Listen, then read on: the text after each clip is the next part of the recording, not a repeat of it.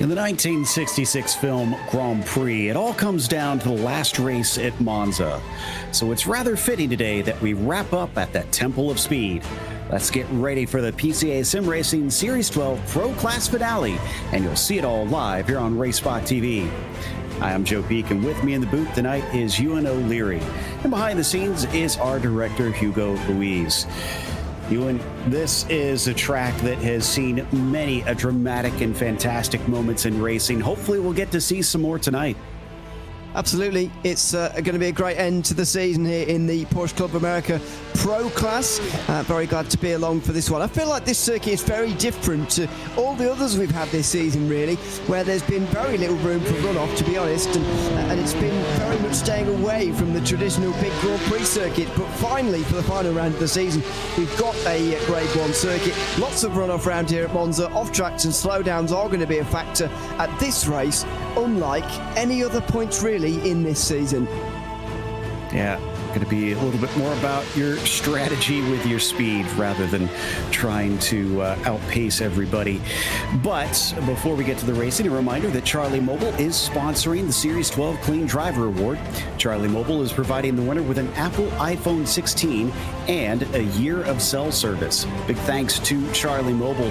And of those drivers that are competing for that championship for the Clean Driver Award, Bryce Rodriguez and Derek Cyphers are up at the top. This is over the course of the entire season, 11 and 16 each. Now, this is just in the Pro Class, mind you, and it is amongst all the drivers that they'll be competing with one another. Even still, massively impressive. And Derek even tied with Matthew Jokel at that 16 marker for second. Now, what I find most interesting about this, Ewan, is that our championship top two is the exact same two drivers. I feel like there's some correlation there in speed and safety. Yeah, exactly. I was making this point last week and the week before that actually it is going hand in hand, really. If you want to be up top of these point standings, it's worth being up there in the Clean Driver Award as well, and Bryce Rodriguez certainly is. Yeah, but unfortunately for Derek Cyphers, it's so distance. All Bryce has to do is start the race today. Then once he does that, then he cannot be overtaken. We don't have enough cars on the track for Derek to be able to outscore him. That said, if Bryce, for whatever reason, is not able to race, Derek must score first or second to take the championship. It is a very narrow window for him to overtake that title. Don't expect anything, but it is mathematically possible, as it's, of course, not impossible that he could lose it. Now, as for the track itself, as you can see, 3.6 miles or just under 6 kilometers for this track. I think the big thing, though, here is only 8 turns. You were talking about that earlier, Ewan. It's not the most technical of circuits we've gone to this season. Yeah, I mean, I'm going to dispute those corner numbers immediately, but never mind. That's not the point. There aren't many corners around here, to be honest. It is a simple circuit on paper and in practice as well. I actually find Monza a pretty boring circuit to drive on my own, just because it is a lot of waiting for chicanes and then some fairly mundane corners, to be honest, when you do eventually get to them. However, to race on, I think there are few better circuits in the world, certainly in Europe, than Monza. The slipstreaming opportunity is really fast. Even in these relatively fast Porsche Cup cars, you can get big drafts on most of these straights. That's going to provide great racing into the corners. So as I say, it is not the most exciting circuit to drive on your own, but put another few cars on there with you and it will be a lot of fun tonight. Yeah, still waiting for the first of our qualifying times to hit the board. It might not be that complex, but it does take a little bit for these Porsche GT3Rs or GT3 Cups, to get around this circuit to set a time. And it looks like Bryce Rodriguez picking up where he left off. He is up to the top spot after the first few cars cross the line. What's even more amazing about Bryce's season is his drop round is a 5th place finish, which is why he is sitting so good in the points on this one. Is that, like I said, even if he does not attend, he still gets 83 points added to his score. Yeah, exactly, and that's what makes it so difficult for Derek Cyphers to overtake him here today. Not least, I'm must admit, I in my point sheet, I put a question mark next to Derek Cycles, as if to suggest something is wrong. I don't know why. I think it was, though, because he said he wasn't going to be here tonight. I hope that's not the case, but I suspect that's what he did say. And that, of course, is going to make the situation even easier for Bryce Rodriguez to win. I must admit, I haven't spotted Derek Cyphers in the session right now, so I think that was indeed what he was telling us. My slightly strange question mark, I think that's what it indicates. That, of course, is going to make Bryce Rodriguez's job even easier. And as you say, he doesn't even need to start, to be honest, to claim the title if indeed Cyphers isn't here. Exactly. And yeah, you're right. Derek is not here currently. Now, he could show up before qualifying is over, but that seems highly unlikely, especially with the note that you've made. That does seem to ring a bell that I think we were told one of the competitors was not going to be able to be here. Is Justin Sang coming down the long straight towards the braking at Parabolica, or Alboreto as they sometimes call it now. But he's got just a few positions to get up to the front row, so it's not going to be that far. The problem is it's so hard to make up time because of so few corners around here, and as he crosses, looks like that's not going to be quicker, so off back into the fog he goes. Yeah, we do generally get some very close qualifying sessions around here because of that, but Bryce Rodriguez at the moment is absolutely smashing the field. 0.7 of a second in just one lap is quite extraordinary, really. Kerry Brooks is currently in second place, and of Robbie Prescott and then Logan Grado. This is Arthur Chan out of the final corner at the moment. Looks like he's got his ultra wide just in front of him there. You can see in the bottom right of his screen, 49.9. That's going to be an improvement of position for him, and up to fourth place here with I think 1 lap to go for him. Exactly. They get 3 laps total to try and set their quickest time. Now, the downside to having a grade 1, modern Formula 1 track that they've got out here is that there's a lot of places where you can just strip the wheels off in some of the paved runoff. It's not as bad as some of them, as they do still have quite a few gravel traps around here, but there's definitely places, especially in the chicanes, where you could find that lap so easily deleted. Yeah, exactly. And in the race, you can find off tracks very easily as well. Especially, I find the second chicane down here at the De La Roggia chicane very, very difficult to negotiate as far as avoiding those slowdown penalties goes. But you're right, it isn't the worst Grade 1 circuit in the world for this. There's quite a lot of anti-cut curves as well, which I'm generally opposed to. But around these chicanes, you probably do need to put something in the way, because otherwise it will be a bit of a free-for-all. So it is a bit better than some of them, but I generally disapprove of the idea that there is quite a lot of tarmac runoff at this circuit. It does make it a little bit easier on the drivers, and as I say, it's so oddly placed in this calendar to have gone from Barber, Brands Hatch, Donington, Summit Point, Mount Panorama and Willow Springs, all of which have basically no runoff anywhere to this kind of circuit. It's a really strange switch-up for the final race of the season. I think we might see a switch up for Arthur Chan, sitting in 5th, and he was almost 0.3 up on his time. That switched back to about 0.2. Still, that's going to be a good improvement for this part of the field where it's hard to find that edge. He'll cross at a 49.7, and that will jump him up to the front row, and you can see how happy he is with that one. A little sigh of relief as well. He knew what was on the line. And a bit of a round of applause to himself there as well. He could basically call himself best of the rest there. Bryce Rodriguez was never going to be caught by anybody. In fact, he couldn't even catch himself on his last lap. And so there was no chance he was getting anywhere near him. Instead, getting second place would have been the aim, and he certainly did there with about 0.5 of a second to Logan Grado. From second place down to 10th or so, that's much more like what you'd expect from Monza. In fact, from second place down to the rest of the field, pretty much, that's a bit more like what you'd expect at Monza. Bryce Rodriguez's pole time is frankly abnormal. It is indeed. You have to go from second down to, it looks like, I think 23rd to get a second of time. So yeah, those 0.6 of a second is just irregular compared to everybody else. We watched Jonathan Waltman across the line. He jumped up to 13th with that latest one. And one of our newer drivers, Richard Rizbicki McMickle, out there. I don't think we've seen him much this season. I'll have to double check his stats on that one, but he's already taken his 3 laps. So at this point, he is just essentially practicing. It does look like most everybody has wrapped up because we only have about 20 seconds left, and Jesse Lyon is going to be tight on if he can take this final lap. It looks like he just about will be able to get that. Richard, by the way, is one of the only drivers I've ever seen on RaceSpot to have really broken our graphics without trying to.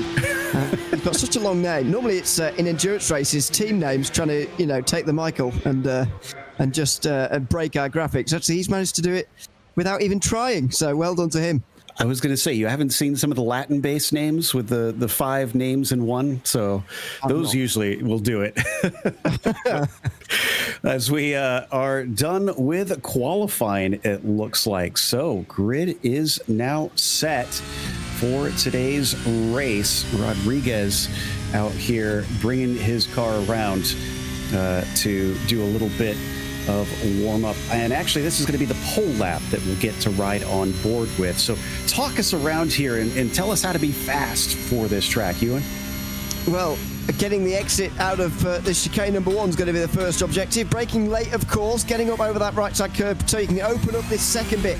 Don't normally want to touch that left-hand side so curb too much, but a nice straight exit. Show how straight he had the wheel there as he was on the power. Sort of straddling the curb almost, trying to use that little bit of green tarmac to the other side of the curb itself. And, of course, the tarmac with the left-hand side to get that best traction through the Curva Grande, just holding it to the tightest line possible. Then through this second chicane. Again, enter in slow, go out fast. And there you go, over the first curve, a bit harder than the second, although you do smash that second bit as well at the Della Rogia. Then into the 2 Lesmos. This is more like a normal circuit, to be honest. The only corners that really are.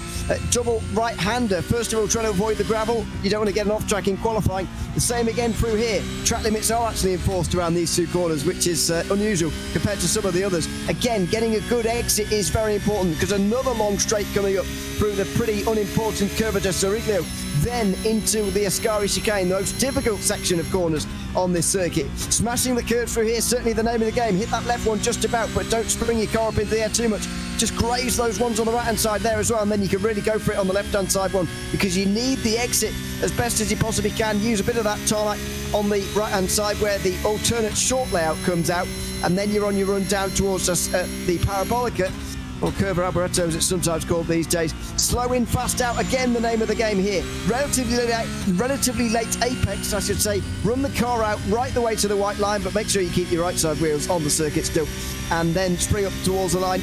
The track limits don't seem to apply on the way towards the line. You can go to the right there, and that is how he set that pole lap. Frankly, unbelievably quick, much quicker than everybody else. Yeah, still those 0.6 of a second over Arthur Chan, who will start next to him and try to hold on to that slipstream. Logan Grotto will start in 3rd with Kerry Brooks in P4. Then it's Robbie Prescott in the 01 starting 5th and Jesse Lyon in the 6th position. Chris Braun is going to be in P7. He's got Chris Pies to his outside with an all Chris 4th row. Justin Sang starting in 9th, and top 10 going to be rounded out by Rodney Campbell. After that, it's James Franznick in 11th, and 12th place goes to Siddall. Jonathan Woodman will be 13th, but of Nick Facciolo, with Mark Nister and Nick Bellegrano sharing row 8. Joe Sinclair and Enrico Gregorato will be on row 9, ahead of Matthew Jokel and Klaus Nielsen. Michael Patson and Chad Henson just miss out on that top 20, with Ryan Cowley and Brett Holmes in the 12th row. Then it's Lee Peterson, Richard Rybisky McMickle and Thomas Briggs, a very surprising 27th place for the driver who is 11th in the point standings. And I double-checked, and he did set a qualifying time. So, yeah, something must have gone horribly awry for him, unfortunately. Well, he didn't keep it clean, but you can keep your racing clean and your body cleaner with MoHandsome.com men's skincare and grooming products. Something you'll likely need after working up a sweat in your sim rig. Their products are designed and manufactured right here in the USA. Made from natural ingredients with low fragrance, MoHandsome products are filled with good stuff to keep your skin and hair healthy. These race-winning natural formulas and the sports car liveried containers will appeal to grizzled veterans and fresh-faced hot shoes alike. use promo code GOMOPCA to get a very special 25% off your purchases at mohandsome.com. Grab one as a holiday gift today. So drivers have just a few seconds left here in warm-up. One thing that I did notice as we were riding on some of our onboards, Ewan, before we get to the grid here, is this has been the latest of our iRacing builds yesterday, and one of the big things they implemented was the new disbursement of debris and gravel and all kinds of things, and I can definitely see the gravel building up on some of these corner exits. Yeah, especially the gravel stuff has been around for a long time now in iRacing in terms of how it's dispersed across circuit. In fact, it was actually a thing before even day-night transitions came into iRacing. It's been around a very long time now, so interested to see what happens with this. And it's always the, as some would say, problem with driving and racing as we are tonight in week 13 in iRacing is that, and so soon after an update, nobody really knows what's going on here in terms of how the new update is reacting, and how, indeed, more importantly, how the drivers are reacting indeed to this new update, which can be very, very difficult to deal with at times, and it can make for a very interesting race indeed. I think it is going to favour those who've had a lot of time off in the last couple of days to just practice a little bit, although whether anything major that's going to change this race has happened, I'm not sure. Bryce Rodriguez has, well, no, he hasn't lined up yet, but I mean, he set a qualifying time. Haven't seen him had any sort of disconnect, so it's pretty confident that we could say he's probably going to come away with the title. Unofficially, we should remind you, all of the championship stuff bears waiting on the results and the review of the stewards.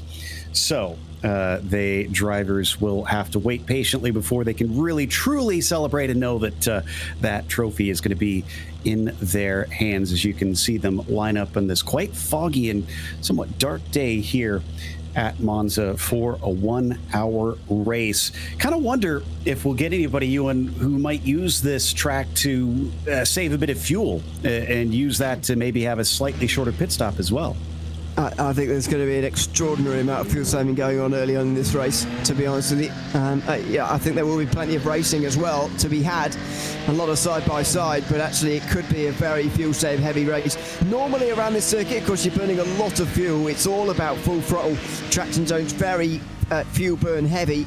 However, as you say, you can save a lot. So we will be seeing some of these drivers going 45 odd minutes into this race. I don't think we'll be seeing as many drivers going for the early pit stop as we did at Willow Springs, where it really was an enticing prospect to get in out of traffic and into clean air. You don't want clean air, if anything, around this circuit. So we're unlikely to see so many early stops this time, but we are likely to see a lot of fuel saving. That's a good point. You kind of want to keep with your buddies and keep that draft train going. It could maybe give you that little bit more speed, those few tenths each lap that could help you get a better time. So yeah, I expect you're right. We will see most of those pit stops be much later here, especially in the pro class, where no doubt all these drivers have done their homework coming into today. What about Arthur Chan? Has he done anything that could maybe destabilize Bryce Rodriguez? Even if he'll take the championship here, he could lose this last race. He's already taken a couple wins so far this season as the pace car is in. And it's going to be a bit of a wait before we get to that green flag, as they usually wave it late on this straight, which is good for those at the front because that's less slipstream that they'll give away. And there it is. Green flag is out and coming off the line.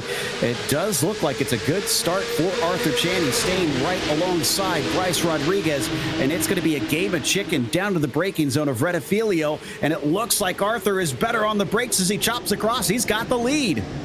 Wow, that's very impressive indeed. So late on the brakes. Rodriguez was a bit nervous on the way in towards the first corner. It looked like just broke a little bit early, loses the lead as everybody gets through cleanly. One driver, though, going past the chicane and through the boards there on the left-hand side. They'll be dropping down the order pretty quickly. That was Thomas Briggs. Yeah, usually the penalty for cutting the course on the first lap is even more harsh than usual, so he's going to likely fall to the very back of the field because of that. Is still some side-by-side coming through. Della Rosia watching in the background, and we did have one spinner going off. That was Mark Nistor, unfortunately. Everybody else manages to get through. Still, it is Chan, Rodriguez, Brooks, your top three. Yeah, good start from those leaders, and only one spin, thankfully, as well, through the opening couple of sections. But look at Bryce Rodriguez already. He's not waiting around. We're not seeing those fuel-saving games that I suspected we might. Maybe that would have been a reason for Rodriguez to fall behind, but no. He wants the lead now. He's on the outside of Ascari. This is difficult. Chan not willing to give it up. Oh, they rub in towards Ascari, and Rodriguez just about gets the lead, but that is some unexpected aggression on this opening lap. Did not like being in second place. Yeah, I would have thought that he decided, okay, well, he got ahead, so I'm just going to let him pull me along. But no, he knows he's got the pace. He's trying to break away. But this might not have been the best decision, because now Arthur Chan's going to start pulling him all the way down the main straight. About the only thing that will help Bryce Rodriguez is the Porsche 911 Cup cars actually don't give off a huge amount of slipstream. They're actually pretty good in a straight line and don't punch a big hole. Well, I think that is going to keep the front group together pretty well early on. Look at this. That's Logan Grado looking up the inside of Kerry Brooks here. A lot of aggression early on here. Wasn't expecting this at all. Brooks goes deep on the brakes, holds on to third, but if they're not careful, they'll let the front two run away with this, and they really don't want to do that. Further behind, Nick Grano's trying to get into ninth place, and this is rather surprising me, I've got to say. I mean, I'm pleased because it probably means more excitement, but it's maybe not sensible. And have a look at this. Already damage and slowdowns going on into the first chicane as Arthur Chan retakes the lead again. Yeah, you can see how much it hurts. And early in the race, as they lose all kinds of positions, Arthur Chan, like you said, up at the front ahead of Rodriguez, managed to take it down into De La Roja. Kerry Brooks watching on, along with Grotto and Lyon behind him with quite a bit of interest, I'm sure, hoping that they'll continue to swap back and forth, because that will only mean one thing, that this trio can hold on all the while longer.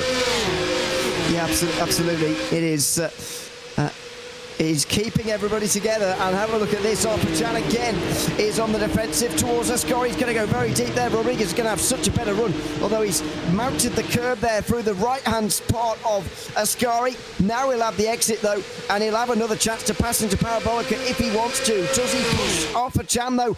Looks like he is finally just staying in line towards the final corner. Yeah, he knows better than to try and pass him coming up to Parabolica. He's going to try and see if he can go around on the main straight instead. But will he bring Kerry Brooks with him? That's the big question, because now he's going to get that extra toe. He'll pop around the inside, coming up into Redifilio. Kerry Brooks a little too far back, is he? Nope, he is pulling up. And Arthur Chan is a sitting duck, unfortunately. Can't do anything to try and keep the 177 from swinging past him behind. It is very frenetic. Oh, no! Chris Braun with a big problem. Oh, so many with a big problem here. Indeed, with three wide now out the corner between Brown, Payes and Justin Strang, by the looks of things, for fifth place. The top four are absolutely gone. This has been one of the biggest gaps created in the shortest amount of time I've seen for some time. That was a real big mix-up into the first chicane, and I'm afraid that has left us with just four for the lead, when previously it was well outside the top 10 this group was going down to. They've reformed quite well as a second group, but my goodness, that's a big gap to have opened so quickly. It's Brown who initially gets into someone there, and I think in fifth place, just ahead of them, someone had a completely solo spin. So a whole bunch of things happening all at once in that group. He's trying to figure out who that was that he got to do. Oh, something's happened to Arthur Chan. Arthur Chan's dropping down the order. There he is now. That looks like Lesmo 2. And he returns to the track, but all the way in 25th. He must have gone a long ways off. Yeah, he must have been. And he's shaking his head there as well. Doesn't look like angry, as if someone else has taken him off the road, but maybe more disappointed in his own driving that he's ended up way down. But that's now left us with three for the lead, but they're not even in a train anymore. This race all of a sudden at the end of another lap looks very, very different to how it did at the start of the last one. At this rate, we won't have many monkeys left jumping on the bed here. So Bryce Rodriguez, Kerry Brooks, and Logan Grotto are your lone trio up at the front. Braun leads the rest of them still in fourth despite that little hiccup, although he could see a penalty. They do have live stewards in this series as we jump a little farther back in some of our fights coming into the braking of the Rettifilio. There you see the front of that train. That is Braun and Justin Sang. Looks like Justin's not going to go for the move this time. Well, they all stay in line further back. There's a bit of side by side, but just as we have a look here, what happened to Alpha-Chan? Looks like he did go off the road by himself. A snap of oversteer through Lesmo 2, that looked to me.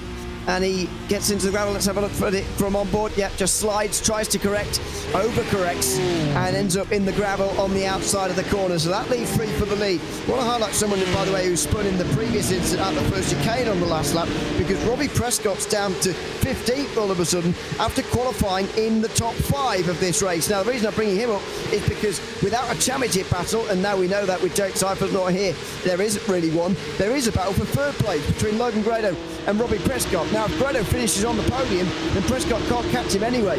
But he's just made his job very much more difficult with that spin there, has Robbie Prescott, as he tries to finish third at the end of the season. It's looking unlikely that he's going to be able to achieve that now. Oh, Brett Holmes making his own track for some reason, and someone else goes with him off at the Parabolica. And we come back live, and more drivers going way wide. And my goodness, this is one messy start to this race. Looks like this is an Ascari. I think Rodney Campbell may be involved in this. Yeah, Chad Henson is involved as well, I think. He's certainly dropping down the field to 25th, so it's all going on here. Still side by side in towards Parabolica. This has been one of the most surprising starts, I've got to say. Oh, and another spin, this time for Wazicki McMickle. And that was a pretty innocuous one at Parabolica. Slight bit of contact, sending him around. This is turning odd, frankly. Justin Sang under attack from Chris Pies. He makes a very textbook maneuver down to the inside of the first chicane. That'll put him into 5th. And looking at... Oh, wow. So drivers just maybe getting a bit of the grass or something? That was just a strange, almost bowling ball incident. Yeah, 2 people taking each other off before they were even near the braking zone. I don't know who they were. Chad Henson, one of them. My goodness, that's high-speed stuff there. And Rodney Campbell will be very disappointed because there was absolutely nothing he could have done about that. Chad Henson and somebody else getting completely caught up in his own world there. This is on board with Alpha-Chan. That was earlier on. He's still down in 22nd place. What a bizarre incident in towards Ascari as well. That was weird. And strangely, we haven't had any word from race control other than race start is clean. So maybe they've been doing a lot of work to try and get this sorted out in the meantime, because there's definitely been a lot of incidents. Melorano doing his best to make the best of a bad situation, honestly, just going straight through the gravel in that, making his way back on in the end. Again, dragging a lot of that gravel we were talking about onto the circuit. And we do have a black flag for Rodney Campbell, I am seeing. That might be incident limits, because I haven't seen anything handed out by race control yet. So that says it all about the start of this race, doesn't it, really? If we're hitting the incident limit already, this is what happened. This is so it's in my opinion, that's Henson coming. Goodness me, that's a big hit for Campbell, who, as you say, might well have hit the incident limit after that. In my opinion, that's Chad Henson coming across on Nick Melograno on the straight and sending them both into the wall and into Rodney Campbell as well. I think Henson will find himself in a bit of trouble for that, for not leaving any racing room in towards Ascari that time. I mean, that seems like a fair cop. Oh, and we've got more problems. This time, Chris Braun with another issue in the same corner. Once again, just loads of cars going by him. And it looks like we had another change up at the top. Facciolo is now in 4th. Siddall's in 5th. Franznik is in 6th. It is just a complete lottery on who is going to be in what position each lap today. And Christopher Pies, who was involved in it, has not really dropped any positions at all. Chris Brown has dropped it on the exit himself.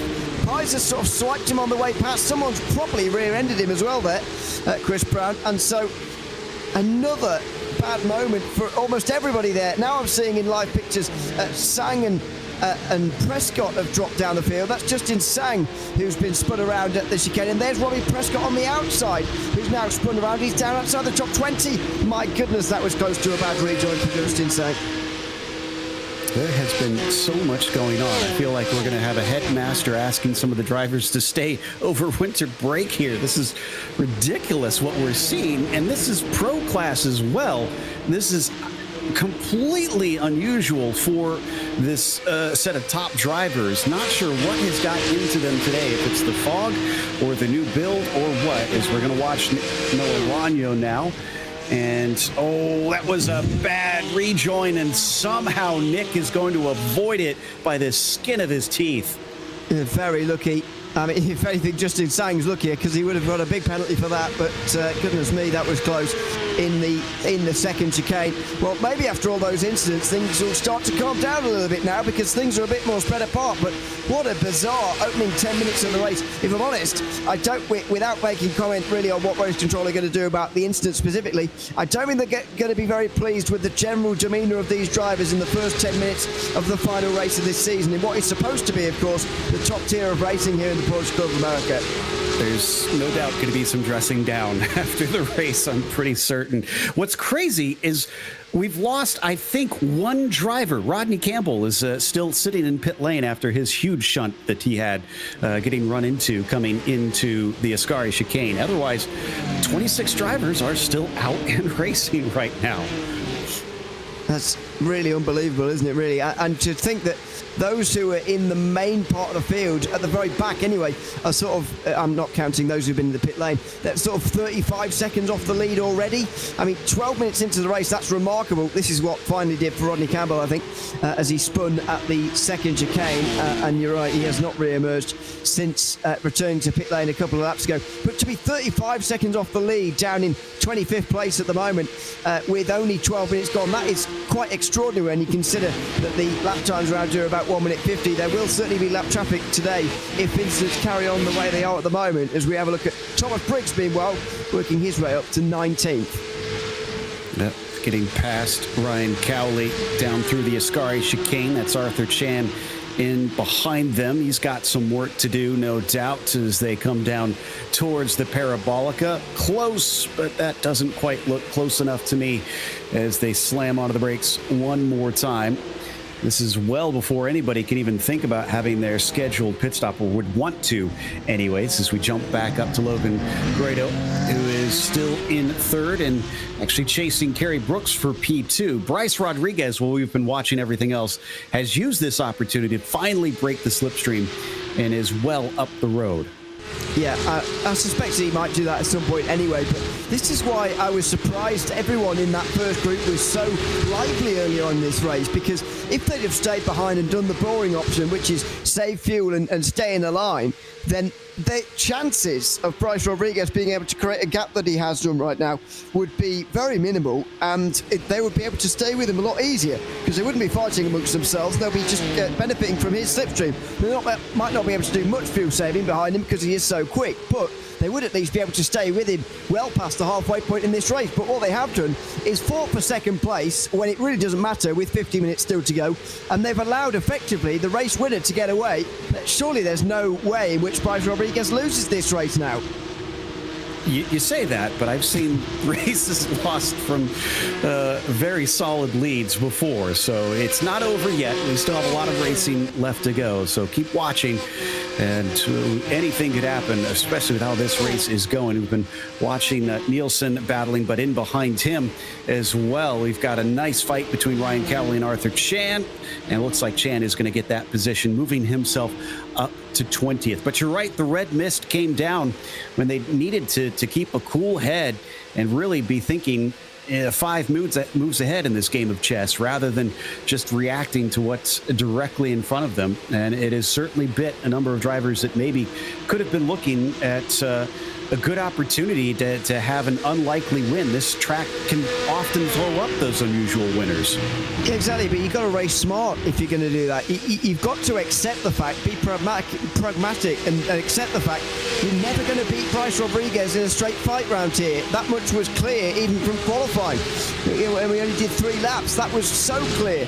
And so clearly these drivers were not thinking the big picture about winning this race. Maybe the fact that the championship's already over and the championship winner in waiting is on pole. They sort of thought, well, we might as well fight for second. It's sort of the best of the rest kind of day today. but I don't know. I still think somebody could have taken a surprise win if they'd have raced a bit more smartly. And to be fair, it takes a consensus from the field as a whole.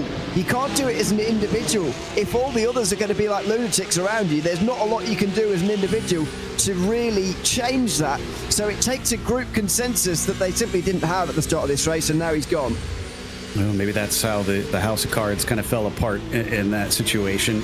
Riding on board with Chris Braun, down 5 from where he started in 12th position, was all the way up to the top 5 earlier on and kind of gave that away. He's got Klaus Nielsen in behind him. As we jump ahead to some side-by-side action through Ascari, Waltman and Franznik having some action as they chase Chris Pies just ahead of him. This is the battle for 6 between these 4 that you see. Jesse Lyon at the back of it. And Waltman is the one with the most gains so far. He's up 5, it looks like. Yeah, very nice start for him. Racing smartly so far. Some bigger movers, of course, elsewhere, especially downwards. I've got to say, in the race so far. But here's a bit of side by side over the line, as it looks like Pies and Franznik there were absolutely nose to tail. They certainly were. Now Franznik moves to the outside line, trying to break a little bit later. If he does, he'll have the inside for turn 2, and Christian Pies was more than aware of that. So Franznik gets through on Pies, and behind, Rowan and Lyon continue side by side, with Jesse Lyon gets a much better run on the exit and gets back through to 8th. Lyon, by the way, was the driver who absolutely smashed Chris Braun in the rear, and I'm surprised his front end's still doing quite so well, because the contact was huge a few moments ago. Yeah, that's a good point. And this is not a track where you want to have aero damage, because it'll hurt your straight line speed as we go wheel to wheel for the second chicane as well. Chris Pye slow off the corner. Jesse Lyon says, thank you very much. This is a great chance to pick up 1, maybe 2. Whoa, instead it's going to be losing 2 possibly for Pies, as Waltman stuck his nose in extremely late, and great heads up by Pies to leave him just enough room. Yeah, that was one of the most accidental overtake attempts you're ever likely to see, to be honest, from Jonathan Waltman. He really broke at his normal point when 3 ahead of him were certainly backing off. Crystal Pies, anyway, was certainly backing off because of what was going on ahead of him, and that was nearly a crash. Jesse Lyon, meanwhile, works his way to the front of the group, so he passes Pies on the exit of the second chicane and in towards Ascari. He gets ahead of Franznik. I'm not sure necessarily about the sensibleness of having a slightly aerodynamic damaged car at the head of your group, but anyway, he is now ahead of Franznik as they catch up to Nick Paciolo again in the 5th place, and he starts to get a bit of slipstream from him as well. So group's about to become 5 strong now by the looks of it. Yeah, and actually.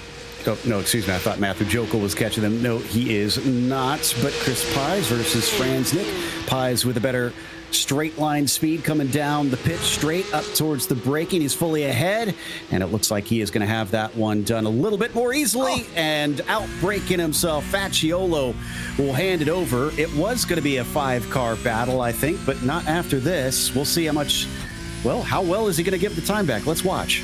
Those Grandad slippers clearly not providing enough braking performance for him, I'm afraid, on that occasion. You can still see in the top of your screen there, by the way, in case you can't read the text properly, he's still being told to slow down. Oh, he's about to get himself another one there.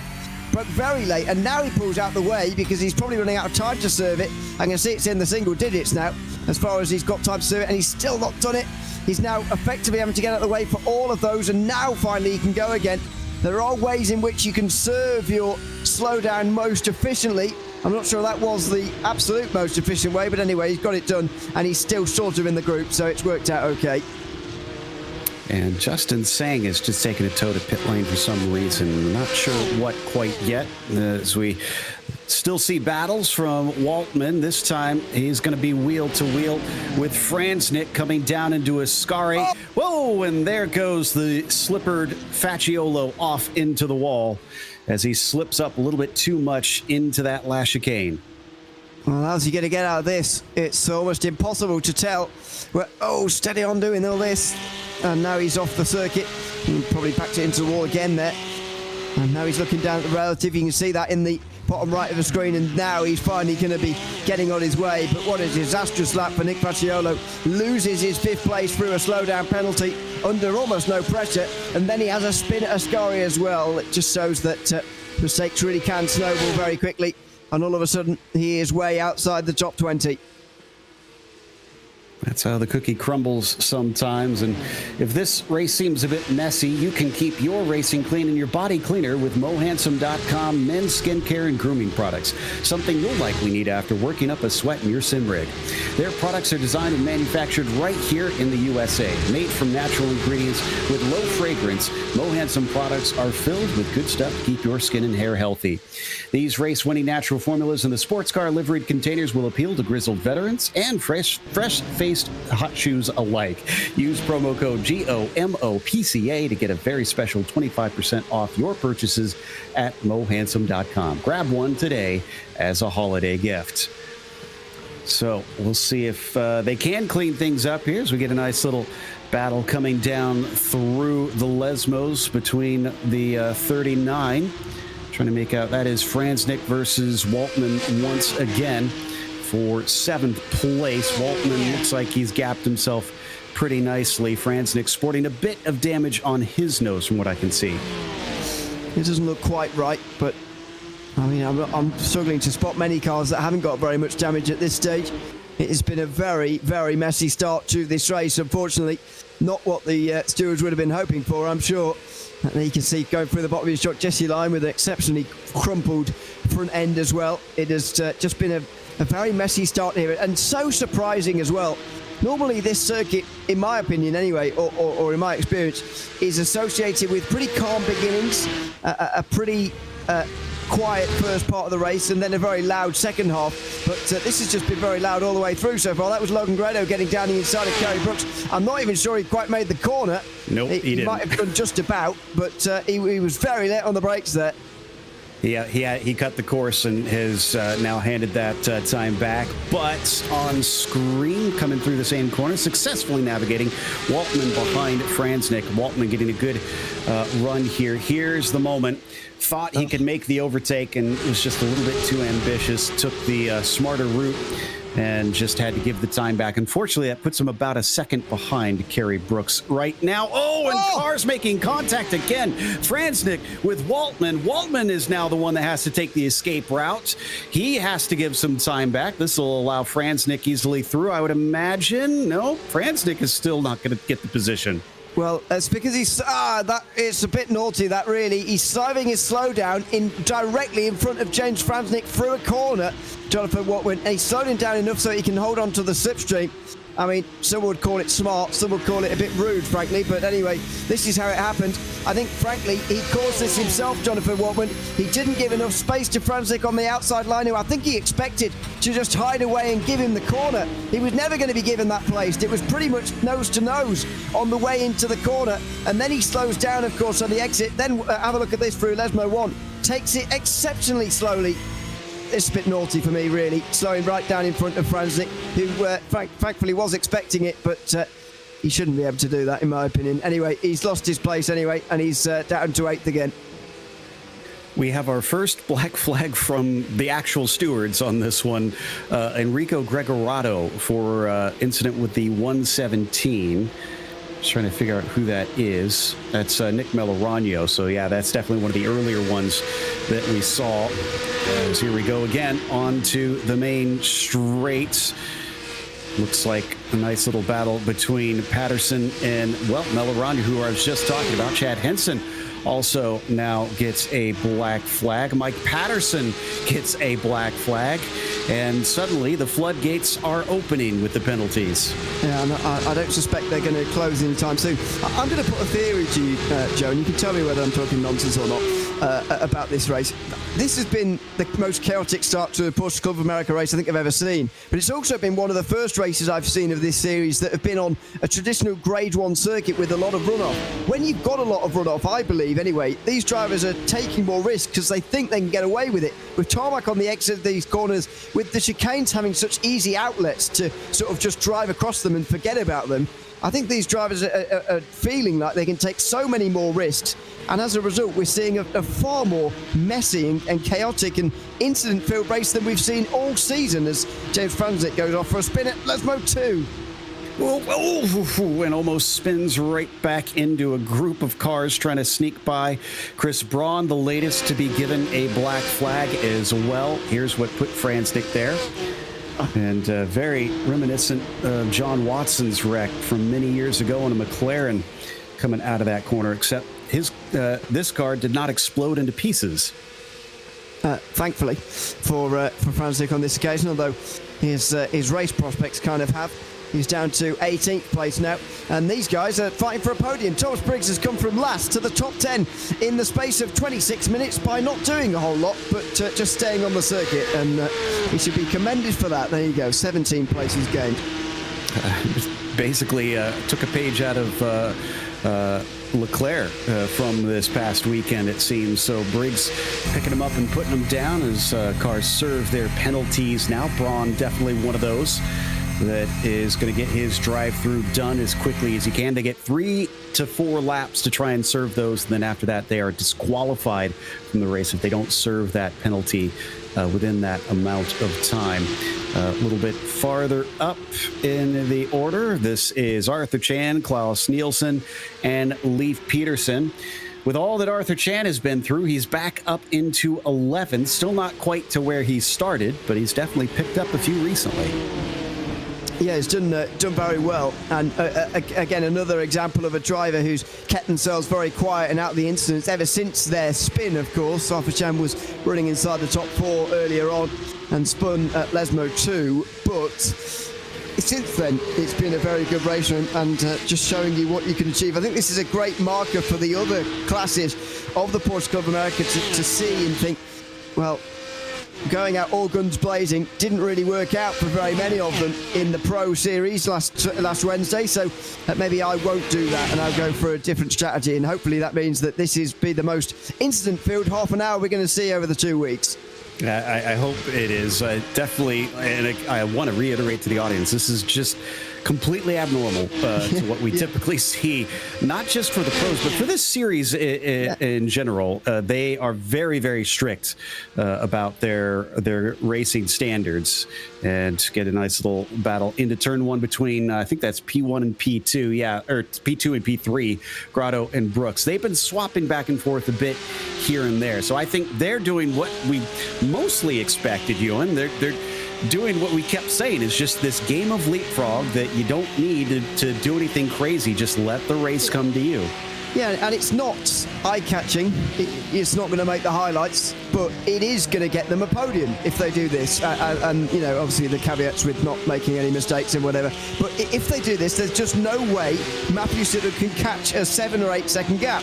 So it doesn't look fantastic, and it may be even a bit boring, even to drive, but it's so effective in earning these to a podium. Now, in what order they finish on the podium might well be debated about later between the two of them, especially if they continue drafting off one another like this. Eventually, it will get a bit more feisty. But you know, there's no need to battle really for another 20 minutes here. Just work together, secure a podium, and then decide which step of that podium you're going to be on. One thing that you'll find that separates the good drivers from the greats is those that are thinking drivers that can be looking forward ahead in what's going to happen later and use that to their advantage. And I think these two have kind of got that sussed out at this stage, as they just now finally complete the first half of the race with 30 minutes to go, but they've already lost 12 seconds up to Bryce Rodriguez in those first 30 minutes. I haven't seen any other black flags since those that we have mentioned earlier, so hopefully that means that it's stopped for now. Not sure if we will see any more, as down through Ascari, side by side here between Greg Hirado in the green and Chris Braun, who loses it again. An unusually high amount of mistakes from the number 258. This is not typical of the races we see from Braun. Of course, he was the one who spun out of turn number 2 in 5th place earlier on, causing everybody to scatter around him. Unfortunately, it's not been a great season for Chris Braun, despite the the pace that he's obviously had. He's not been here for the last couple of rounds, which doesn't help. But 14th place, his best result so far, coming back at Summit Point all those weeks ago. It's been a difficult season for him, to be honest, throughout and into the pit lane. He comes now to get that car repaired, amongst other things, as well as getting his fuel on board as well. So it looks like it's going to be a season without a top 10, I'm afraid, for Chris Brown, which is a real shame to see, because he's obviously got the speed, but as we've seen tonight, not the consistency in terms of avoiding mistakes. That's been his downfall tonight. Well, we're not expecting rain. You could see he is in his pit stall, but while he might be taking some service here, it's going to be extra long because he also got a black flag for too many incidents. And he missed his pit stall so far that he had to back up, I think, twice to try and get into it. So no rain, but it is pouring, unfortunately, on the 258. Absolutely it is. When it rains, it pours, as the saying goes. And so there you go. He will drop way down the field now. And as I say, that run of bad results will continue, unfortunately, in the Porsche Club of America for him, as we look at a driver we haven't seen all day, pretty much. Joe Sinclair up in 8th place now, which is up 9 on where he started, down in 17th position in the field.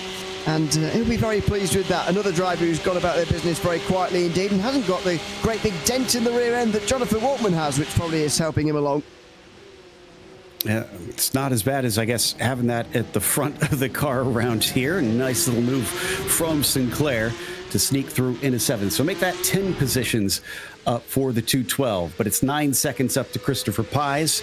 So maybe these two also will likely be swapping back and forth. Always appreciated Sinclair's dedication to his namesake, as he's got that Sinclair Fuels livery usually on his car. This one, I think, is a little bit of a new one. Don't think it usually looks quite this festive, but nice job for him to get by and continue on now past Waltman. And did we have another issue for Mike Patterson? I think he's dropping down the order. Yeah. Whether he's just, maybe it's just a normal stop actually, but he is right. He is dropping down the order outside the top 20. I wonder if he's is he in line for the money from this Joe Sinclair? Maybe. I don't know. He's certainly looking. It's his last race in this series though before Christmas, so he's decided to make it look a bit. He's done all right, to be fair, without making it look completely ridiculous. Yeah, no, I actually really like that paint scheme. But while we've got a moment, we once again want to mention, keep your racing clean and your body cleaner with mohandsome.com men's skincare and grooming products. Something you'll likely need after working up a sweat in your sim rig. Their products are designed and manufactured right here in the USA. Made from natural ingredients with low fragrance, Mo Handsome products are filled with good stuff to keep your skin and hair healthy. These race-winning natural formulas and the sports car liveried containers will appeal to grizzled veterans and fresh-faced hot shoes alike. Use promo code GOMOPCA to get a very special 20% off your purchases at mohandsome.com. Grab one as a holiday gift today before this race is over, hopefully, because it's going to be full of action here as Robbie Prescott, Mark Nister, and Nick Millerano vying for 16th position, still tight together. And someone else in the background, that looks like Thomas Briggs, I think not too far behind as well. Nister showing himself in the mirrors down into Parabolica, but can't quite get the overlap. A little wide for Prescott as he drifts off the exit. Yeah, Mark Nister, of course, was the first driver to have a spin in this race. Little did we know he would be the first of many in the next 10 minutes or 15 minutes or so. But he has recovered his race rather nicely. Just look at him here, though. Straight into the back of the driver ahead of him there on the way towards turn 1. That's Robbie Prescott, of course, who's at the head of this group in 16th place, making his way down towards turn 1. Interesting to see that bit of working together from these two drivers who do have common interest in this race, of course. It's just a surprise that we've seen so little of this kind of working together today so far, as shown by Chris Pies passing Jesse Lyon for 5th place. Doesn't really seem to be a good tactical reason for it. He just seemed to fancy making the move, and he has. Something to keep him entertained for the time being, I suppose, as they clatter over the curbs here at the De La Rosa chicane. Prescott with a decent exit up there. And I think we had a few of our drivers, look up at the tower from the front, have pitted. Yep.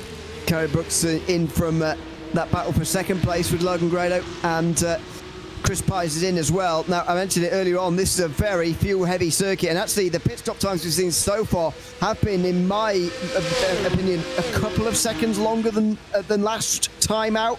Here at Willow Springs, of course, that I think speaks to the increased fuel consumption around here. Kerry Brooks, even with a bit of fuel saving, I'd imagine he's been doing behind Logan Grado, 19.9 seconds in the box. That would be deemed a long stop at somewhere like Willow Springs, but round here, you need that fuel to get to the end. Yeah, that's a good point. It is a very thirsty circuit, so it does seem to be having quite the effect. Nister once again taking a look down the inside of Parabolica. Prescott going to chop him off at the apex from behind. Millerano and Briggs giving watch. Briggs has caught them quite quickly.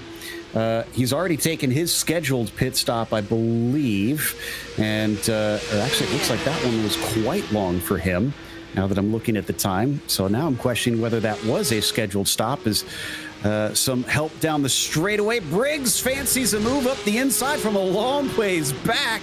Can he get this one done? Just about. He gets it solidly off the corner. That was not a pass I was expecting, if I'm honest. No, maybe Nick Millerano wasn't expecting it either. That's probably the draw of it for Thomas Briggs to make, as he made his way through into another position. As with 23 minutes to go, Bryce Rodriguez comes in, Logan Grado's in as well. I wonder whether we're close to reaching the limit for these cars. We're speaking in other rounds about how far they can go. 45 minutes at some circuits. Round here, making even 40 minutes looks to be a bit of an effort, and everybody's in from the looks of it. Yeah, Rodriguez, Grotto, Siddall, Lyon, Sinclair. Yeah, this must be the end of the pit window. Just a very, very thirsty track then in that case, because that is a significant difference from what we saw. In fact, I think at Barber at the start of the season, it was drivers going as far as 10 minutes to go, or even a little bit less than that. So it gives you an idea of the amount of fuel that the drivers are consuming here. So that makes everybody having been in. I'm looking up and down the tower on mine, and yes, everybody has been in at least once from here as we get another battle coming into Parabolica once again. Yeah, that was Thomas Briggs swiping in front of Millerano there. Nick Millerano on the straight, as Millerano got a great run because Mark Nister got it wrong through Ascari. Then Thomas Briggs tried to overtake him on the way through. They both got a really bad run. Millerano tried to get to the inside. Briggs said absolutely not and slammed the door in his face. And now they're line astern again in the same position they were. Will Millerano trying to avenge the move that was made on him one lap ago? Thomas Briggs certainly thinks he might. And he's half defensive, half attacking. And in the end, he stays where he is. But it's a great exit. It's a good line out and towards the Curva Grande. He's going to be very close to Mark Nister. And they're all going to pick up one position pretty soon, as Robbie Prescott has been given a black flag. I think that is from the sim for incident limits. So he's going to disappear. In fact, he's not that far in front of him from what I can tell. They're catching him at a rate of knots. But Briggs did not catch Nister that time into De La Roja. As good as he is breaking into the first chicane, doesn't seem to be there for the second chicane. Prescott, by the way, used to be the leader of this group, so he's certainly not too far away. However, he will be dropping behind them.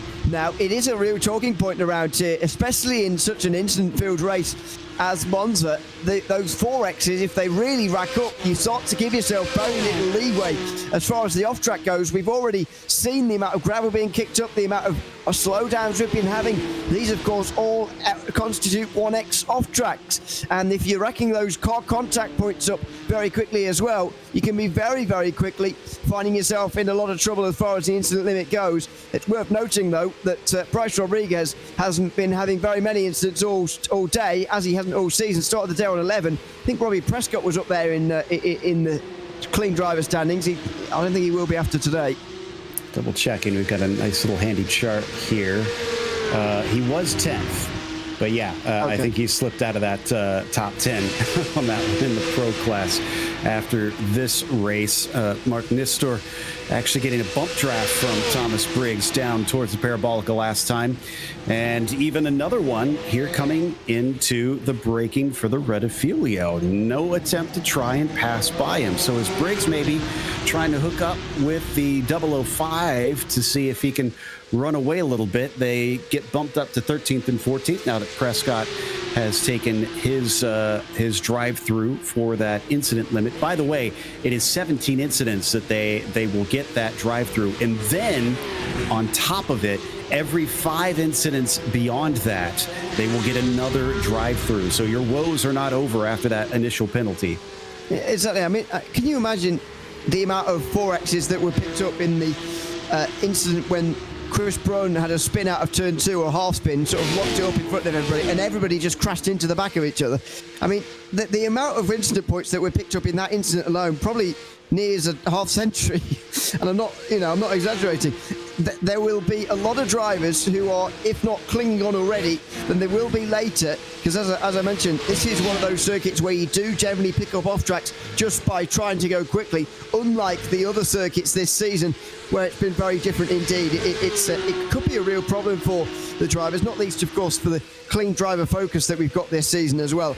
With the clean driver award, it does try and keep focus on that. That's seemingly just gone out the window a bit here tonight. Even Oprah would probably struggle to give away incident points as quickly as they've had to today with some of those early wrecks that we had in this race. This is a very sudden shift in attitude from Thomas Briggs, I must admit, because I thought that he was just going to continue to slice through the field as quickly as he could, but he is going to try and play this smart. He is continuing to use the 2 heads are better than 1 method of just making up time here now with Mark Nistor. And Thomas is currently up 13 with everybody having done their pit stops. That is, I believe, a legitimate position for the 22 after starting from 27th. Yeah, I think these are all legitimate positions in the field, by the way. There are not many drivers who I believe need another stop. In fact, I don't think anybody does need another stop here, even though these guys, Mark Nistor especially, are on the early end of the pit stop cycle. I still think they're going to be able to make it to the end. So we're sort of in a weird intermediate stage here between everybody's made their stops, and that much is clear. They can all go to the end. But also, we're quite a long way from the end of the race. In terms of 17 minutes, it's quite a long time to have a battle in just a pair like this. So you've got a pretty big decision to make, and you've got to make it quickly. Do you work with the driver in front of you, as Thomas Briggs, I think, is trying to do here with Mark Nistor, or do you try and fight him for 17 minutes, which I think is quite a long time? It's not really a right answer to that. It could be quite a difficult one to answer. So I'm just wondering whether Briggs is really in 2 minds about whether to try and push Mark Nistor to catch Arthur Chan and Klaus Nielsen, or whether he's just happy to fight the 13th to the end of the race. So let's see if he tries anything here. If he, once again, he stays in line like I thought he would. An interesting stat, because I had a peek at some of the other things that we get here in our timing and scoring. Of the 25 cars that are still out there running, 6 have not used their spare car. Now, you can use that even with the smallest bit of damage in your pit stop, but it's again, a testament to the sort of race that we've been seeing today. And I think it is just pretty much the top 6 that are out there that have not taken that spare car sitting in pit lane during their pit stop. So it's certainly accrued many a driver taking some severe damage out there. And no wonder they wanted it here, because like I said, you'd want a car that's really slippery in a straight line. And if you have any sort of damage on the car, it's likely going to act like a parachute out there. Yeah, I think that is one factor to it, though. I don't want to belittle anyone's skills either, by the way, but I suspect some of those were taken purely because they didn't uncheck the box, to be honest. I don't know. Yes. Maybe I'm too downplaying these drivers' abilities and how they concentrate and set up their pit stops or whatever, because I bet some people are absolutely meticulous and will not take the fast repair if they don't have to. However, it's absolutely something I would do. Just leave it on and forget about it, because if I need to use it, my race is over pretty much anyway because I've already made the stop. So if I'm towing back to pit lane and using the fast repair, my races, I've had it anyway. So it's something you forget about quite quickly. It's one of those mistakes that, much like putting the wrong fuel in after qualifying, everybody's done at least once. So yeah, I think you're right. I don't think that is a slight on their ability or their experience here. It's just, it happens from time to time, unfortunately. And Matthew Siddall was getting close to Lyon here, watching the battle for fourth, but then decided to kind of back out of that into the first chicane. That's Chris Pies, the third in line. These three amigos, again, also looking not like they're fighting too heavily at this stage, knowing they've still got time. Also, where's Bicky McMickle has now gotten a black flag, and that also looks like that is handed out by too many incident points, so he'll have to serve that pretty shortly, actually, and right now. There you go. Not an easy pit lane to slow down for, but it looks like he's managed it there. And it looks like as well, by the way, that during the pit stop cycle, everybody did manage to do it as well. There will be a lot of people teetering on the edge of that incident penalty. That is absolutely for sure. With just less than 14 minutes to go, especially if you're in a battle like this, you've got someone behind you who you can't really control. If they run into the back of you, you can very easily get a 4X as Chris Pies gets round the outside of Matthew Siddall. There you go. Bit of contact. Prime example of how you can rack them up very quickly. Yeah, well, there goes my theory that they're working together. Unfortunately for them, Jesse Lyon stretches away by 1.3 seconds. That might be enough to break the slipstream. So while we wait to see if he can catch that back up, you can keep your racing clean and your body cleaner with mohandsome.com men's skincare and grooming products. Something you'll likely need after working up a sweat in your sim rig. Their products are designed and manufactured right here in the USA. Made from natural ingredients with low fragrance, Mohandsome products are filled with the good stuff to keep your skin and hair healthy. These race-winning natural formulas in the sports car liveried containers will appeal to grizzled veterans and fresh-faced hot shoes alike. Use GOMO PCA to get a very special 25% off your purchase at mohandsome.com.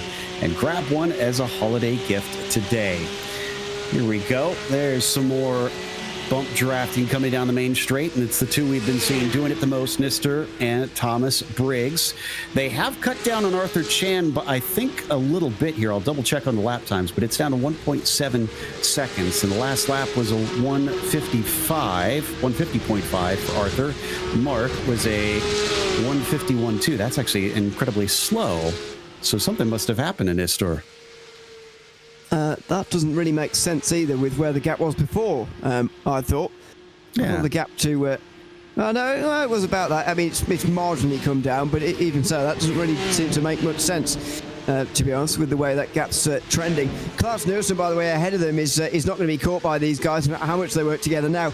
He's caught the back of Matthew Jokel and Lee Peterson, who are fighting for ninth place. So that's a group that's formed up later on, and these guys won't be catching them. I actually thought Chapman, Nister, and Briggs, because they're very quick drivers and they're probably out of position, to be honest. I thought they might be able to catch the likes of Klaus Nielsen, but clearly not. It will be 12th place at maximum for these three. It's the way things are running now. It does appear to be that way. And while Thomas Briggs is doing his best to give some extra speed to Mark, I'm willing to bet within a lap or 2 laps to go, we'll see that truce suddenly broken. And then it's every man for himself to try and get the best finish possible. And for Briggs, that can only mean maybe one more. And for Nister, that could only mean one less. Into the final corner. Briggs still not comfortable with making a move into the Parabolica, although to be fair, even when you are embroiled in a proper battle, you don't really do it into Parabolica anyway. We are at that stage now, though, with less than 11 minutes to go, where battles will really be in the window, because you don't want to be battling with someone for too long around here. It can get a bit silly, to be honest, and pointless if you go out for too long out, but this is towards the end of the race now. It is maybe worth it, but it depends what's ahead of you. It depends on the race situation. Clearly, Briggs believes they can catch Chan before they probably start to fight. Kind of amazed they managed to get the helicopter up in this fog, but it's giving us at least a decent view from above of these two carrying on their fights. They're not the only ones having a good little battle, as Jokel and Peterson are also not too far ahead of them, trying to duel for the 9th position. There they are now. along with looks like Klaus Nielsen. Yeah, that's Klaus Nielsen at the end of that trio. He could easily catch up to those two and make himself a nuisance if he plays his cards right. Absolutely, there's plenty of these groups around now. These smaller battles that are going to be cropping up towards the end. There's a battle for 5th place between Pies and Siddle, as we were seeing earlier on. Sinclair and Walkman as well are battling for 7th place as well, as it's side by side here into Ascari. This is for 9th. Peterson ran the outside, Matthew Jokel just in behind, and then in 11th place it's Klaus Nielsen. So Peterson up 1 place ahead of Jokel now into 9th.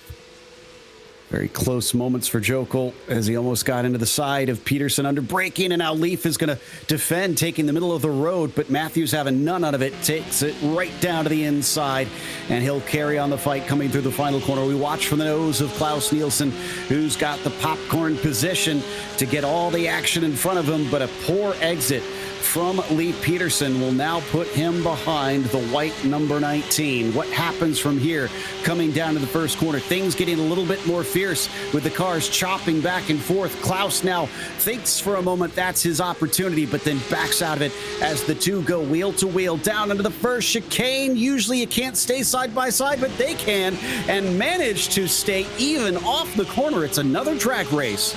Yeah, Peterson was in a very awkward position in the home straight there. He couldn't quite duck back into the slipstream of Jokel to get that slingshot all over again. They were sort of locked side by side for ages there, and they still are locked side by side here through the Curva Grande. And with the inside line, Peterson will fancy his chances, but it quickly just turned to the outside. Again, respectful racing room given between them. Here comes Klaus Nielsen. Oh, if he was a bit closer and he was a bit more aggressive, he could have made his way in. But look at this now. Arthur Chan's involved, Mark Nister's involved, and Thomas Briggs is involved. They've all caught up because of the fierce battling. This is why you generally avoid fighting in the first half of the race. Look how quickly that gap dissolved when they started to go side by side. Exactly, and poor Leif Peterson almost elbowed off a little bit. I'm not sure if he actually had contact there, but car just kind of went wide off of De La Rogia, and that allowed at least 2 or 3 cars to sneak through. Arthur Chan, if he was actually starting from the back, this would be a phenomenal drive up to 11th, but he started on the front row, so he is technically -9 on this race right now. And he's definitely in the thick of it right now. Klaus Nielsen in front of him. Matthew Jokel easily for the pickings in front of him. Yeah, it's I think still a good drive for Arthur Chan, to be honest, even though, as you say, the race results are certainly not going to show that much. In reality, in watching this race, it has been a decent one for him. He's now right in the middle of a group, though. And this is the first time we've really seen a group like this since the start of the race now. We'll be worrying a bit to some of these drivers. How aggressive are they going to be late on? As Jokel looks to the inside, Nielsen looks to the inside there of Jokel. Have a look at this in towards the first chicane. It's all gone wrong again, I'm afraid. Arthur Chan over the chicane, and he will drop to the back. A lot of disappointment for Arthur Chan today as he gives that time back bit by bit, but falls all the way behind everybody. Look at them streaming by. That's Thomas Briggs in back there. Himself and Nister definitely have caught them up. Leif Peterson just ahead of them. So where does this leave Briggs and Nister? Actually, I think Arthur Chan has hit the incident limit. Yes, I believe so. He has. Makes you wonder why he would even risk braking too late for the first chicane, but never mind. I still hold on to my theory that I put out earlier on, that people take more risks when they know they've got that tarmac on the exit of these chicanes that they can just run over if they get it a bit wrong. And that's why we've seen so many incidents here today. But anyway, that's one incident point too many for Arthur Chan, and it was the last one anyway was completely avoidable. I would be with you on the theory, except I've seen these drivers race at places like Spa and Silverstone and plenty of modern tracks and not have these same sort of issues. This must just be a full moon kind of day for these drivers to bring about these sort of incidents as we come around. And Mark Nister four-wheel drift. He catches it somehow after looking like that car was gone 3 or 4 times. Well done for saving it, but that will be that as far as his participation in the battle goes for the moment. What a great save, though, out of the Parabolica. It just shows these cars are very, very difficult to drive indeed, especially on the power. A lot of weight over the rear in these cars, of course, a lot of power these days as well. Not very much in the way of grip, and it is a difficult car without that without those aids, of course, the same aids that you might get in a GT3. It is very, very difficult indeed off the corners. Mark Nister saves it at least and stays 13th, but my goodness, it was very, very close to going off. Oh, and again, off again through the chicanes. Who was that? Peterson, I think. Lee Peterson going off this time. I think you're right. Oh, it was out around the outside of the Lesmos. Nielsen versus the likes of Nielsen versus Briggs, and Briggs is going to come away with it for that 11th spot. Boy, when he wants to be fierce, Thomas Briggs is a force to behold, because his passes have been decisive, and they've usually come almost like he's mugging them just out of nowhere. Yeah, he's done well here, and has made up a lot of places so far today. Well up over 10 places made, of course, after starting in last. I've no idea why he qualified so badly. As he said at the time, he did get a time in.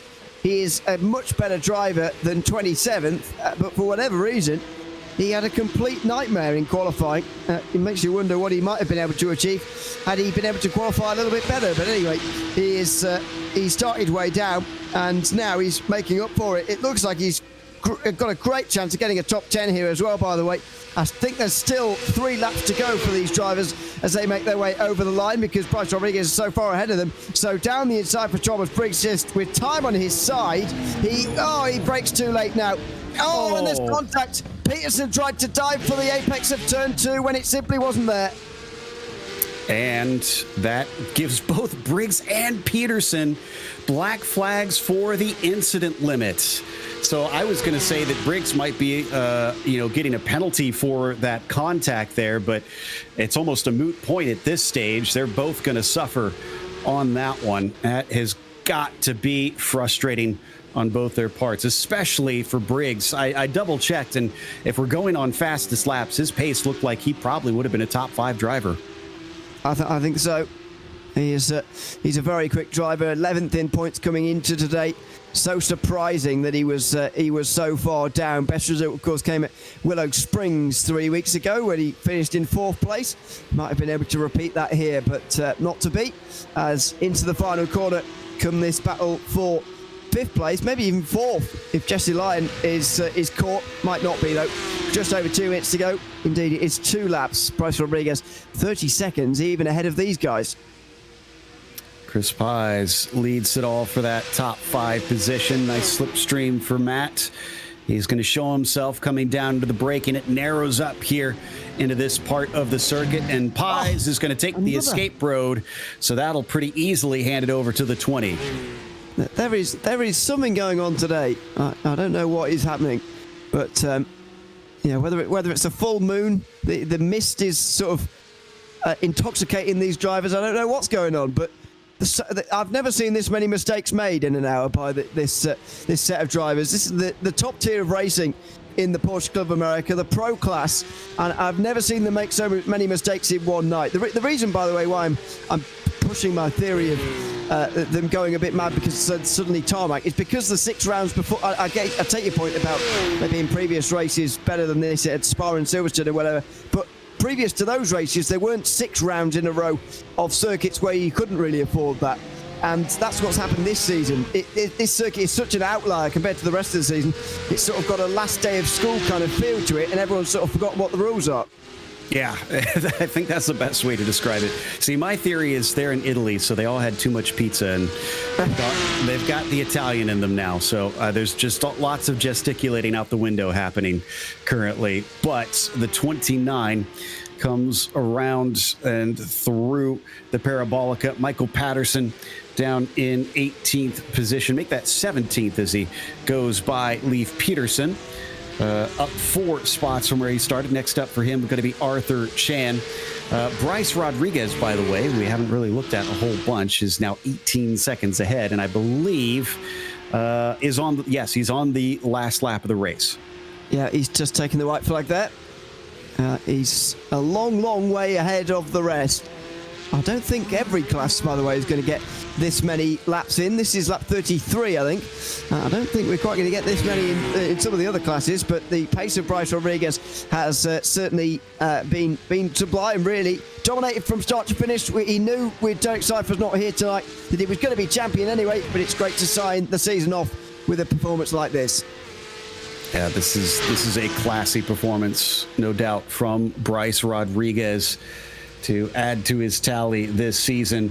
Finally took his first win at Mount Panorama, followed up with his worst, which isn't really saying much because, as I said, his worst was a 5th place this season. Otherwise, he was fantastic out there, and he'll just come around one final corner and unofficially claim a championship along with his 2nd win of this season. Just incredible consistency, and today exemplified that, leading from start to finish. Well, not quite, as he did get overtaken a little bit early on, but he didn't let that faze him. Bryce Rodriguez will win at Monza. Great drive and fully deserving champion as well at the end, provisionally, of course, with only his 2nd race win of the season.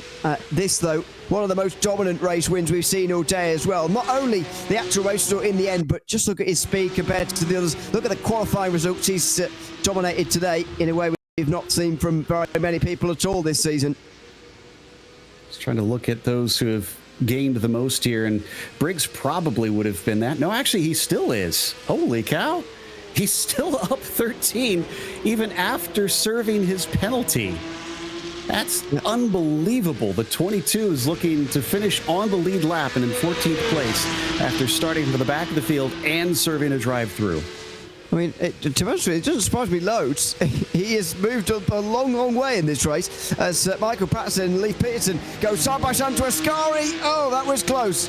One last chance for one last close call in towards the Ascari chicane there, and it looks like Patterson has gotten away with it, although Peterson might well throw everything at this into Ascari. He has got, Parabolica, he has got a good run here, and maybe a late move on the brakes. Well, oh no, he's not quite going to go for it. Patterson realised the danger. Oh. He broke too late himself, though. Oh, he's thrown it away. Peterson will be on the tight line on the inside, and he'll get through to win that battle for 17th.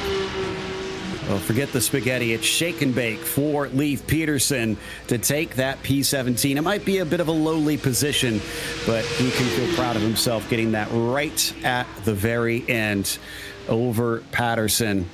We'll see what the stewards have to say after this one as the last of the cars cross the line and complete the race. Before we get to the results, a reminder that Charlie Mobile is sponsoring the Series 12 Clean Driver Award. Charlie Mobile is providing the winner with an Apple iPhone 16 and a year of cell service. Thank you to Charlie Mobile for being a support of this series.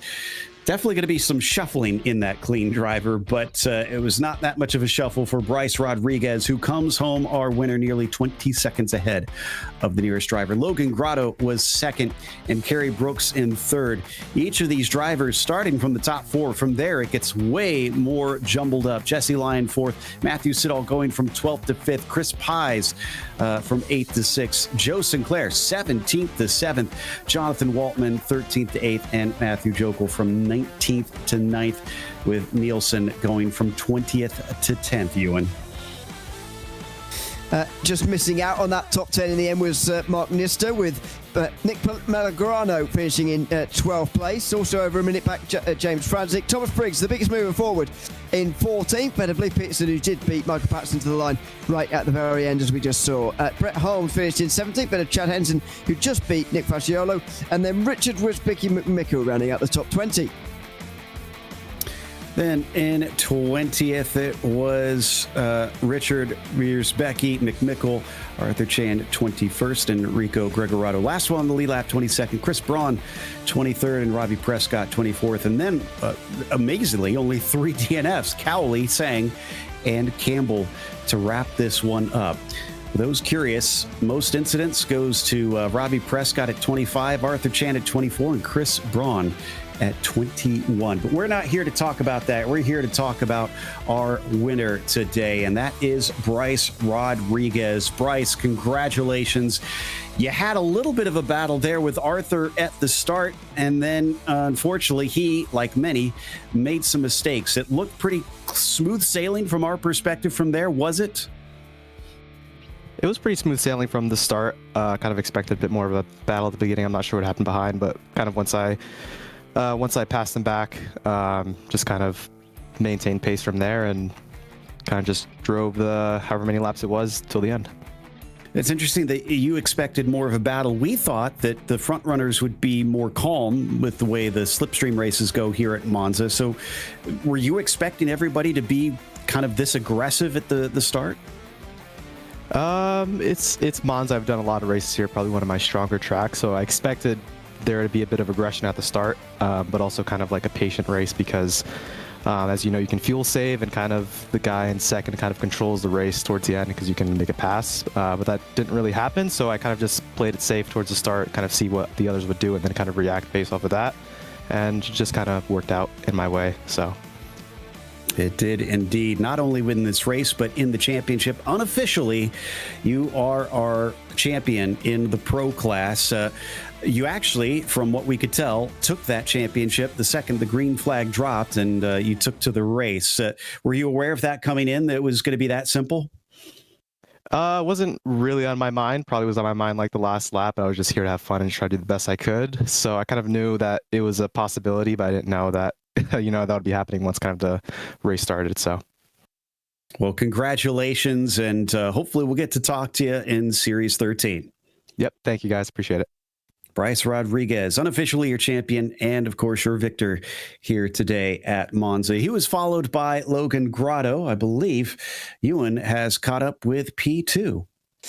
Yeah, welcome in, Logan. Good to have you with us. Second place here tonight, just holding off Kerry Brooks at the end. Talk about that battle for second place, first of all. You two found yourselves on your own from quite early on in that race. How was it to be just focusing effectively on one other driver throughout most of that one? I knew I probably wasn't going to be able to take Bryce. His qualifying pace was just too much, and we saw in the race he was so fast. And so I was hoping to get that P2, and was able to stick behind Kerry for a while, do a little bit of fuel saving. Got to beat him in the pits, but then really did not do a great job of my outlap there. So let him catch back up, and he had me sweating throughout the end of the race. Well, you managed to hold on, and let's just reflect a bit on the season as a whole as well, because this is the final round, of course. Robbie Prescott didn't have a very good day today, so wouldn't have taken third place off you probably anyway. But even with a podium, you guaranteed yourself, you did all what you had to secure yourself the third place, unofficially, of course, in the series standings. How does that make you feel at the end of the season? It feels pretty good. It's pretty nice to be on the series podium. I'm really hoping to get up into second or first someday, but I think that's next season. There's always next season. Congratulations, Logan, on second place tonight, and thanks for chatting to us as well. Thank you. Thanks very much, Logan Grota there. Second place in the race, and unofficially third in the championship as well. And that takes us to Kerry Brooks, finishing third here today. Let's chat with Kerry about how he feels this race went. Because, Kerry, we saw you definitely seeming to work together a little bit better than some of the other drivers. Did you kind of have it in your mind from early on that you wanted to try and just leapfrog back and forth and wait till the end to fight hard? Yeah, I think that would have been great, except Logan did a better job of all the fuel saving. He did make one attempt to get past me and then lost control, and I ended up ahead again. So I knew I was in trouble when it came to the pit stop, but didn't have enough for him at the end. I was kind of approaching draft towards the end, but I would have needed another couple laps. So we saw a bit of a messy race today as well, and we had various theories thrown around, some serious, some not, about what caused today's calamities that we saw. What are your feelings? What do you think caused so many incidents out on track? It's a great question, Joe. Honestly, I early on the first incident, it was really in my rear view and I think close to me, but I was eyes forward. So, I mean, turn one, we've got aggressive and very capable drivers, all fighting for a spot, and it's probably a matter of trying to pick up some positions early, because it will pay. And maybe that was really what it came down to. Obviously, the first 2 laps in this car is really challenging with respect to the tires. They're just not gripped up. So that could have had a part of it as well. And in terms of the championship, this will not do you too much harm. Cypher's not here. Prescott had a bad race. Unfortunately, Grotto did finish ahead of you. Are you pleased with how this points battle went for you this season, or were you hoping for more? Well, I am really pleased. Early on in the season, I think I finished 8th like 4 times or 3 times, and nothing poor about that. Just felt I left a lot on the table, and so nice to end the season this way. I know I jumped up a few spots after last race, and I don't know what this will do, to be honest, but no matter what, it's been just a heck of a season, and quite proud. Well, again, congratulations on the podium today, and an excellent showing in what is the highest class here in PCA. So I think you can take the time off over the winter to reflect and feel proud. I will, Joe, and I want to thank PCA for putting on the series, you guys for doing such an incredible job in the booth, Mo Hansen for allowing us to watch this broadcast later, and my spotter Ben, who's always integral in it, and last one but certainly not least is my friend Nikki Chan and Les 10th Racing. Great stuff there from Kerry Brooks, which is also going to wrap us up as well. Make sure and join us tomorrow night, December 12th, for the club class here at Monza. And a big thank you goes to the steering committee at PCA Sim Racing, as well as our team tonight, Ewan and Hugo. Thank you so much for watching tonight's broadcast of PCA Sim Racing. I'm Joe Peak, and until next time, race clean, race hard. We'll see you on the track.